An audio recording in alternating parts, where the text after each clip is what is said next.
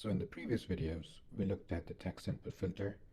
Now let's look at some of the other filter types, specifically this multi-select filter. This is a pretty powerful filter. It has, it allows you to select multiple values to filter on. Let's see how we can enable it. So let's just copy this, go back to our code, paste it over here. We do need this import. And a couple of things here. You'll notice that I got in a list of distinct values to allow the user to pick from, but this is not necessary. Let me show you what happens if I don't specify this. So what will happen is the grid will automatically try to figure out the values from a list of distinct values in your data provider. For the most part, it should be okay to leave it like that, but if you have a situation where you have a different name value pair that you want to show in the dropdown, you can do so by specifying this list like this. And you can see instead of showing the name, it's just showing the code, now it's showing the name. But this is usually not necessary. Typically, you'll just specify this, and that should be enough. So there's more caveats to this, specifically around what happens when you are loading data one page at a time from the server, but we'll worry about that in a future tutorial. This is just the basics, just to get you started. So that's the multi-select filter. If you look at the combo box filter, it's very similar in terms of properties. Let's just see if we can pick up all of this. And while we're picking up this combo box, we'll also pick up the tri-state checkbox and all of those other filter types. Don't need a bunch of imports here. So let's just do add all missing imports. Let's save this, see what happens. So as you can see, it added a drop-down filter for department and territory. It added a tri-state checkbox for active. It also added a 40,000 maybe and 60,000. Let's see how that works. For the salary.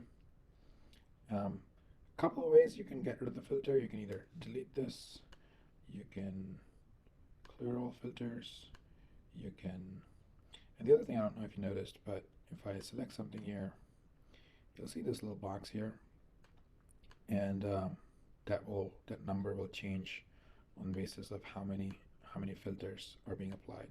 You can individually delete these filters and it'll take out that filter, or you can delete all the filters and it'll take out all the filters. And again, you can also do that from here. Clear all filters, run filter. And the date one is a little interesting. So the way this works is, by default, it will show a bunch of pre-built date filter types.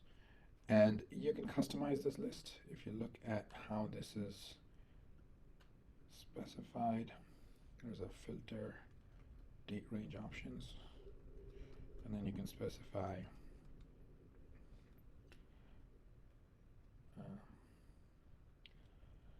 last year, next year. If you do that, this should update. And did I save this? Maybe I need to refresh. So those are the only two filters. Now, there's also a mechanism to introduce your own custom filter types, but we won't cover that in this tutorial. So at a high level, a bunch of different filter types, and a lot of them have their own specific options. This is the date range, and you can play with this on the tutorial site directly. This is all customizable, and you can customize this. You can change this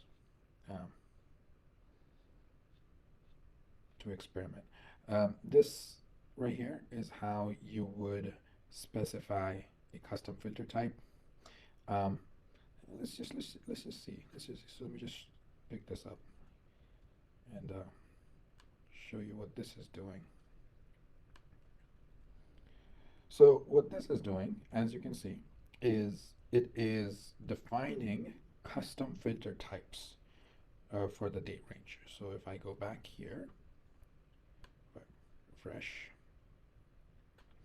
you'll see these are a completely custom set of filters, and as you click them, it tells you what date it is picking. So you're gonna have some text here that that maps to these dates, and you can have the grid render those filters.